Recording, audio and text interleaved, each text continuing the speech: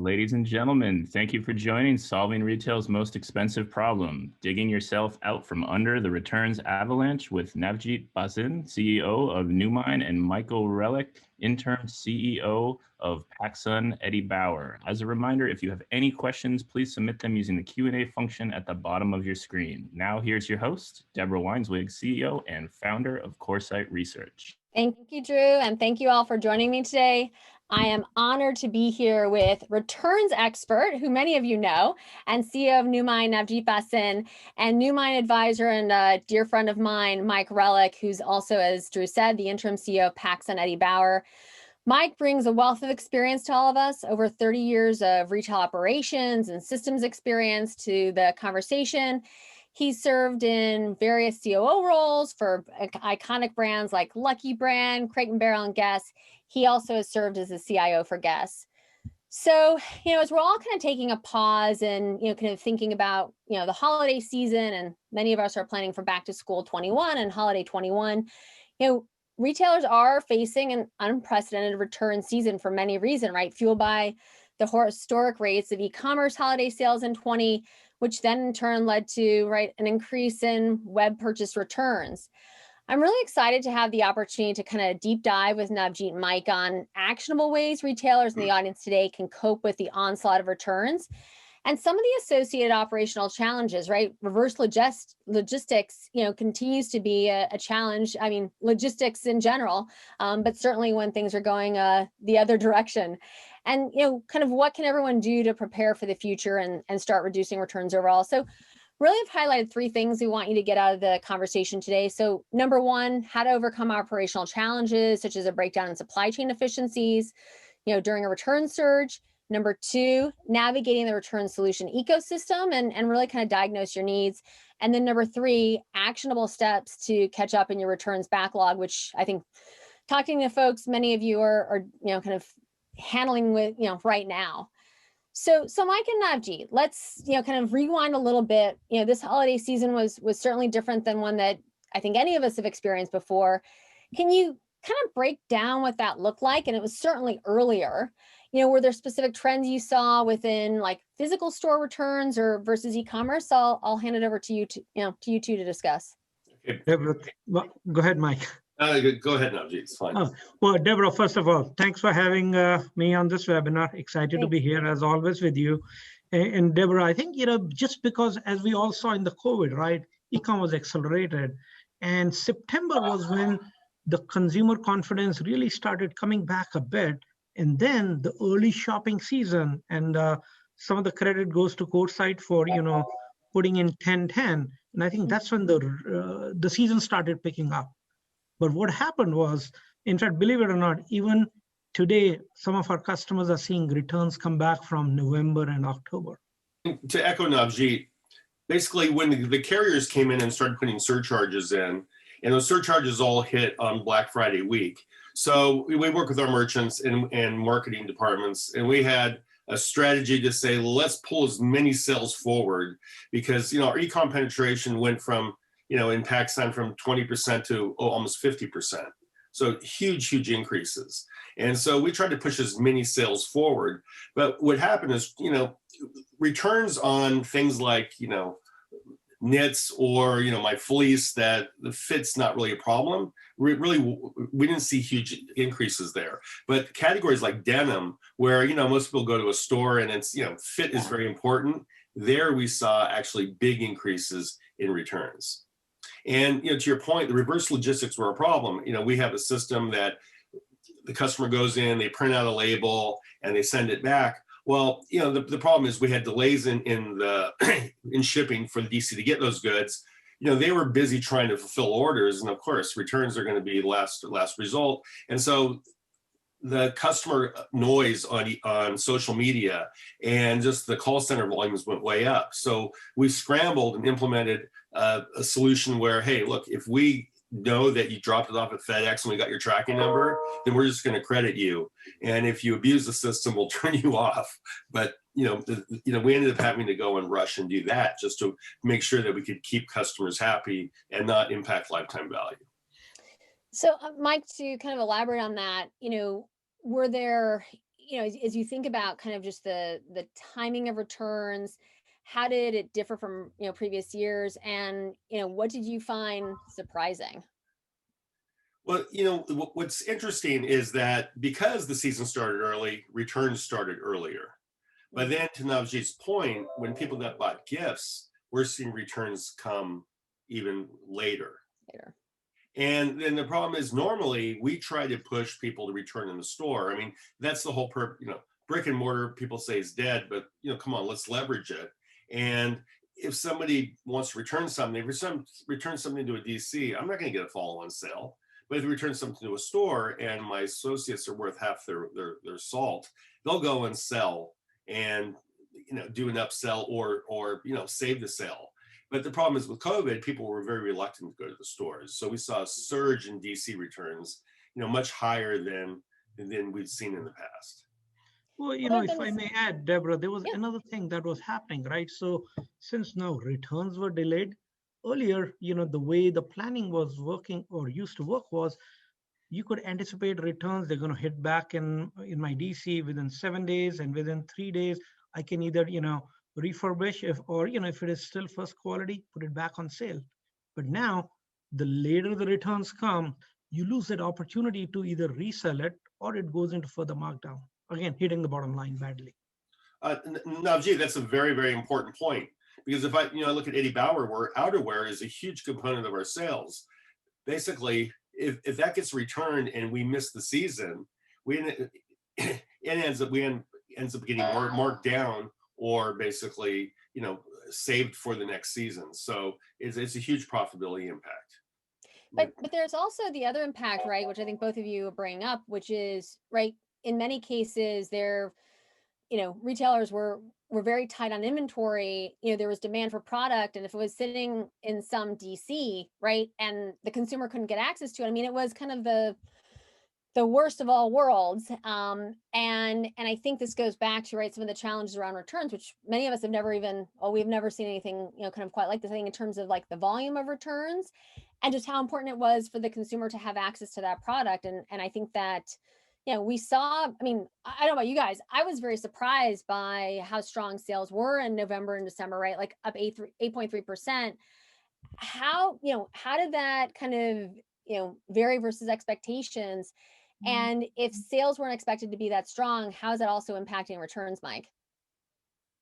I mean, returns are definitely way up because sales are up. People are buying on e-com. They can't try it on. And a lot of people, they'll buy a small and a medium, try them both and then end up returning one. So that was a huge impact. And then the problem is we had a DC that was responding to a 100% increase in e-com. And, that's the priority. We have returns building up. And to your point, I was pushing them and trying to put more labor. Look, get that inventory back into sellable status, because the last thing I want to do is be stuck with a bunch of unseasonable inventory that we have to mark down in the end. So it was kind of a push and pull. I mean, we really had to prioritize. Some days I would tell the staff, look, go throw a crew on returns and get those processed, because one, the customers are actually getting irritated by it not getting processed, but two, just having access to that inventory. Because to your point, we were turning faster than we've turned in a long time, just because of the light inventory. Well, and Deborah, if I may add to that, right? So, and we've talked about it previously as well. Customers obviously are not happy, but at the same point in time, the delays that are happening and not having good insights into it definitely causes bigger issues. And where I'm going with that is, returns has always been an afterthought. And that's what, our mission at Newmine is. How do we become returns to the table as part of the conversation when sales are starting to happen versus, hey, we'll figure it out once it happens. And that's when, this whole situation of returns avalanche that we are in today. Yeah. It's an excellent point. I mean, Mike, how are you saying that? No, I mean, I always look at returns as, I refer to it as taking out the garbage. It's something that people don't like to do, and they kind of or talk about. Yeah, exactly. And I think that, the thing is, people really don't plan for it. And our planners are doing the same thing. They were planning, for gross sales, and yet we have this huge return liability. And what would end up happening is, especially with outerwear, come February and March, we'd end up with all this excess inventory. So, now we've changed the planning cycle to say, look, plan for those returns, and then let's staff the DC to make sure that when they come in, we can process them, get the goods back in inventory, and liquidate that merchandise before the end of the season. So, and by doing this, we've actually increased gross margins, so it's been effective. But isn't that so hard? I mean, I remember as an analyst, right, talking to, right, like, chief merchandising officers, and they're like, it's so hard, right? Because, buyers have a passion for the product, right? The fact that you're not getting 100% sell-through, right, continues to amaze them, let alone factoring in any kind of return rate. How do you, there's a whole education process there, Mike. Well, there's a huge education process. And to your point, nobody really wants to deal with it. And then the other problem is it's kind of opaque, because everybody looks at returns as, oh yeah, our return rate is, maybe 18%, I'm making up that number. And nobody looks and say, well, what's the return rate by category? And, look, I look at a business like PacSun, where a third of it's branded goods, a third of it's private label, and a third is market goods. And do we think we have standard blocks between those? No, we don't. And so, is a medium across every one of those vendors? Not really. So do we really know what's driving returns, what categories, and how can we adjust for that? And, nobody really thinks about that. They just think about gross numbers at the top. And like with retail, the devil's in the detail.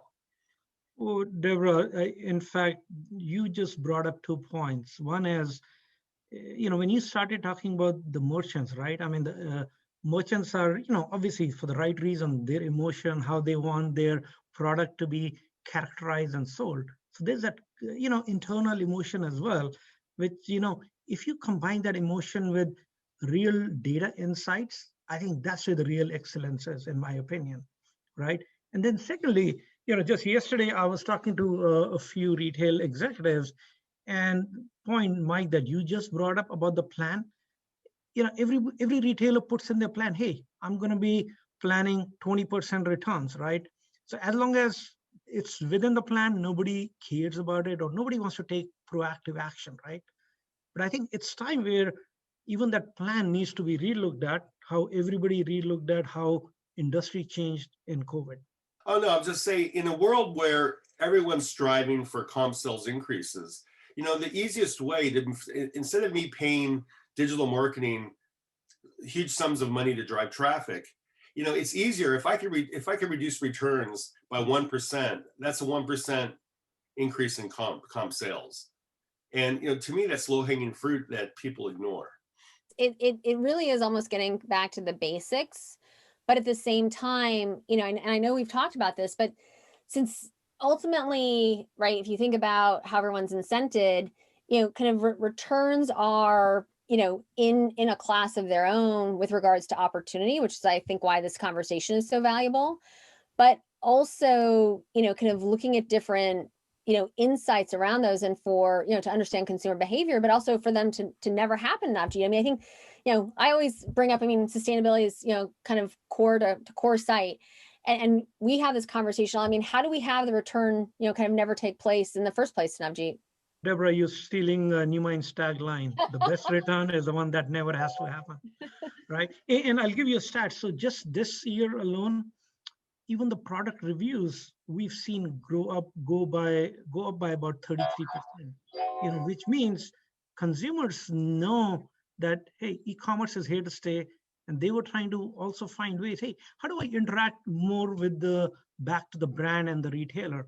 And that's the reason you saw the product reviews go up. Now, that is where, some of the low-hanging fruit, the low-hanging opportunities are, which a retailer can take action and right away. But again, when you're carrying hundreds of active products, hundreds of customers trying to talk back to you, humanly, it's impossible to chase it. And that's why, how do you automate those insights? How do you bring those actionable insights to the table of a merchant, a buyer who can actually take an action in near real time? Because you cannot change the past. At least based on the immediate past, how do you control your future? in a very similar way. I think, it's like with any problem, if you can't measure it, you can't improve it. And to Navjit's point, most retailers, I mean, if you look at it, everyone's looking at comp sales. And if I've got 20% comps today, okay, I've won. And then, we put a reserve on the books for returns, and that gets put below the line. So it's really not that visible. And people are incented by comp sales. So I think that, you have to make it in the organization, you have to make it a priority, and you have to start measuring people on it, because like anything, if you don't measure people on a specific metric, it'll never improve. No, I think that's, I just want to fold in, we have a question that came in from Tim. Thank you. Are companies using analytics to identify different levels of returns by consumer? Mike brought up, kind of some categories, which is very real. One of the things that we are trying to, that we're actually working on right now is, we're putting the customer data platform together, aggregating, data on customers, trying to, put an identity management there to make sure that we know exactly who this customer is across all channels and calculate lifetime value. And so one of the ideas here is, if a customer is a chronic returner and is a low lifetime value, well, you know what, when they call up the call center, I'll probably accommodate them less than I would a high value customer. One of the other things is, when we look at the DC and we look at fulfillment, when we're backed up, how do I prioritize fulfillment? Today, I do it first in, first out. But why wouldn't I want to do that based on lifetime value of the customer? And if, take the best customers, make sure that they go to the front of the queue. Then take my new customers and put them in so they have a great experience. And the guys that aren't profitable, put them at the end of the queue, because, if I have to degrade my service for anybody, I might as well do that for the person who's the lower lifetime value and, the chronic returner. I think this answers Tim's question, but I think it's a really, kind of important one. Navjit, I mean, you're all about data and analytics. How do you think this, kind of changes not only the customer journey, but the retailer's journey as well? So Deborah, one of the things which we brought to market is what we call Keep Score. And it's not just about the customer. Absolutely, customer is very important. But if you look at the customer under the lens of Keep Score, combine it with the vendor or the supplier, and combine it with the product or the hierarchy as well, right? I mean, that can automatically give you, how Mike was explaining, hey, who's my top performers, my lowest performers, but looking at it under a net, I should say, an algorithm, which takes into consideration returns as well. Because it's not just a simple transaction, right? You got to understand the total big picture and how profitable is this customer, or how are even my vendors performing in this particular product category. And, think of Keep Score as similar to what credit score is for the financial industry. I mean, financial industry uses that metric to make a lot of decisions about an individual. And for us, Keep Score has 5 different dimensions, because Mike, not only the product, the consumer, suppliers are important, but even locations. Hey, where did the demand come from? Where did I fulfill it from? And where did it get returned to? Too many variables for somebody to work on it using just reports. It just doesn't cut it. Yeah, that's really critical. And I think we have a poll that we're about to launch. And between Newmine and Coresight, I think we've got a few bottles of wine for those of you who answered the poll, and some other swag. So please hop in, and we'll kind of disclose the results in a few minutes. We have a question from Michael, and he says, good point. On regarding having a better turnaround on returns through stores in a DC. With that said, any insight on how you can improve when it's going through the DC? His whole thing is it's, kind of probably takes 2 to 3 weeks before product goes back to, kind of sellable status. Yeah, I mean, basically we use a system where, customers go in and they actually initiate the return. So with that, we can kind of forecast exactly when the returns are going to hit the DC. And then we use that to help schedule the staff. So, in the past, a trailer would show up. We're like, oh, okay, where did this come from? And we were caught flat-footed. Now, basically, I know exactly when customers initiate a return. I know, that they dropped it off at FedEx and what the tracking is. And it's really to go and make sure that you align the labor in the DC to accommodate the load. So it's like anything. If you can plan the volumes, you can deal with it much quicker. So that's really how we're trying to improve it. Well, Michael, I'll actually extend that as well, because see, that addresses the immediate operational challenges. Now, just think of that, right? When a consumer initiates a return, and by the time that return hits your dock or gets into your, let's say, warehouse management or order management system, there is a delay of 5 to 7 days. But if right at the point when the initiation happens of the return, and if we could gain insights as to why is he returning, there is an opportunity to tackle and make other changes which can impact in-season return reduction. Well, no, absolutely, Navjit, because I think when it goes back to your early comment, the best return is no return. And a lot of people, and I know this from a prior job, I had a big initiative that I was spearheading to try to reduce returns. And actually, I put in Chief Returns Officer as part of that initiative. And the thing is everyone thought, oh, well, it's not going to have an impact because we find that we have a fit problem. By the time we fix it and then we order for the next season, it'll be a year later. And I said, no, that's not true. Because if we could forecast, if we see at an item level that an item has a high return level, and we look at the customer comments and see that basically, look, it's because it's running too small, we can adjust the copy immediately and actually inform customers that, this is a great item, but it happens to run small or it happens to run big. And then basically we can nip that problem in the bud. So I think that, analytics are critical here. And, the thing that I really liked about Chief Returns Officer was that basically not only could I go and get a forecast early on that an item was going to have a high return rate, but we could combine that with social media and reviews and see, well, what was driving that return? Was it quality? Was it fit? And if we knew the core problem, we could actually adjust the copy and mitigate those issues.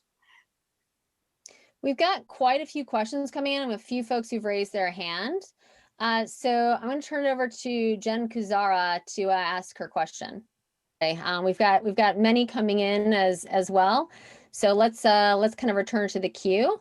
How does kind of one incentivize customers to keep versus return? A really interesting question. I know that when people look at Amazon and Walmart, who a lot of times they'll just tell you to keep it, and I think that works with large goods, hard goods, that probably the cost of processing the return probably exceeds the gross margin. But for a huge company like that, they can absorb that. For someone in the apparel space, I think it's more difficult. But one of the things that we've toyed with is, look, do we offer bounce back coupons or future discounts if people keep the items, et cetera. But that's something that we haven't implemented, but it's a topic that we've been discussing. Well, and Deborah, the reason companies like Walmart, Amazon are able to do it, obviously they have deeper pockets, but they really have access to smart intelligence at their fingertips when they're interacting with that consumer. It makes a big difference, right? Good point. It's an excellent point. All right, we've got a question from Matt. It's a great one. Navjit, can we hear more about the 5 components or dimensions of the customer score? And he also says, thank you, by the way, this is a helpful conversation. I'm glad you found it helpful. So the 5 dimensions that are in place are the consumer, the product itself, vendor, hierarchy, and the location. And we're just starting. So again, as our product evolves, as we onboard more customers, we're absolutely going to be adding more dimensions to it. And just think of it this way, right? 5 to the power of 5. And tomorrow we have another 6 dimension, 6 to the power of 6. And that's where, our goal is to make retail smarter and smarter and smarter, because humanly it's impossible to chase all of those issues. That's an important point. All right, another question around And this is something Mike and Navjit, we've talked about, kind of what about sizing recommendation tools to help limit returns due to wrong size? What have you seen and what do you recommend? And, how can people approach this in a different way so the return never happens, as Navjit likes to say? Well, Mike, I'll go first on this one. So, Deborah, the sizing tools that are out there, they are absolutely helping to reduce return in only in a certain category. And what the surveys and the stats have shown is at least 2/3 of the returns are still under control of the retailer. And that's where deploying a tool like, fit measurement is absolutely a solution. But even before you deploy a solution, you really still need to know the root causes of why it is happening.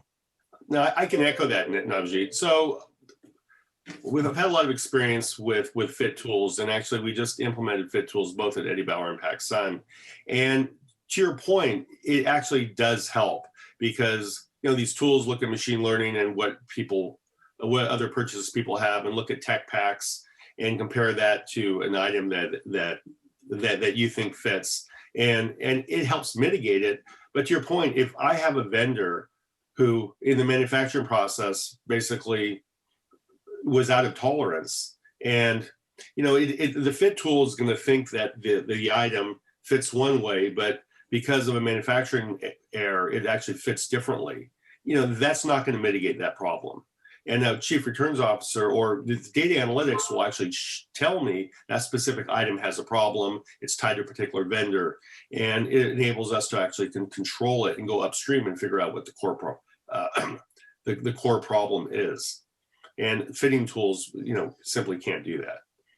Yeah, I mean, it's really interesting, the poll data, right? So, let's call it 60% or 2/3 are currently collecting and analyzing returns data. And I think that, to me, the number that really is telling, in terms of how does your organization view returns, basically, almost 40% say it's a significant opportunity, but it goes back to kind of the tools and the solutions and kind of like how to get there.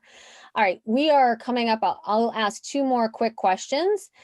And, this is, one from Jen, who we couldn't have live before, but I appreciate her kind of taking another stab. So are there product imaging software so a customer can see themselves in a product before they purchase? I think this goes along to fit as well, but just this idea of like visualization and, how does that kind of, step into this whole process as well? We've looked at a number of those visualization technologies, and I think they're in their infancy and they have promise. I've yet to see one that's really, that's really had big success. So I think it's a possibility in the future, especially as processors get processing power, gets more powerful. But the other thing is, to do that, you really have to have the tech pack data. You have to have the actual fit data on that. And for a lot of people who are, let's suppose you're buying branded product, to get access to that tech pack is kind of difficult. So I think we're a ways off there. Well, and Deborah, I'll give you a very simple example, right? Again, that is a field which will definitely evolve. But even just look at Zoom, right? I have a virtual background, and sometimes if I move, it hasn't reached that level of precision just yet. It's an excellent point. I mean, there's a lot of this is nuanced, but there's also some pretty significant changes in terms of process, procedure, and ultimately who owns it, right, in an organization, and who can make the decisions and at what time, right? I mean, once again, many of us on the call are already thinking about back to school and holiday, and so this conversation I think is incredibly timely. So we're going to close it out with a question from Brig. This is a very helpful conversation. Brig says Michael's comments around uncovering exactly what was driving the return are spot on. In addition to changing copy, how can, what issues can best be placed into customer support teams promptly, and who are fielding these questions, and maybe, what tools do they have to field these questions? That's actually a really good question. I think there's a ton of opportunity there now, because right now our call center really has no information on this product. But if we could actually take and if we know there's problems with specific product and make that available to the call center people, I think it could actually go a long way. And what's interesting is we have all that data available. We just haven't actually taken the opportunity to aggregate it and put it into our call center system. But it's funny. I'm doing this webinar here, and actually, that's a really great idea. You just sparked something on me that I'm going to go and pursue. Hey, Mike, this goes back to the whole holistic 360-degree view of returns. And it's not just for the call center. Obviously, they're at the front line, but everybody in the organization got to have that mindset, looking across the board and being, utilizing it as part of anything that's done in the organization. Because at the end of the day, it's all about profitability. And I'll tell you, in my opinion, for 2021, the retailers got to make sure if they got to make their business more profitable, returns reduction got to be among the top 3 strategic initiatives. Well, Navjit, I'm going to take a quote from one of my favorites, the CFO at Costco, and he's like, profitability rhymes with sustainability. I'm not sure if they exactly rhyme, but we get his point. And I think that, it's just a great way to think about it. So Navjit and Michael, I don't even think we've touched on half the questions. So we'll have to circle back with everyone. We apologize if we weren't able to get to your question. I think we'll send out answers and also a deck. And please be sure to join us next Wednesday as we discuss with Flo about why it's never been a better time to take your retail business cross-border. Mike and Navjit, thank you so much. And I feel like we've just scratched the surface. Thank you, Deborah. Take care. Talk to you soon. Bye-bye. Bye.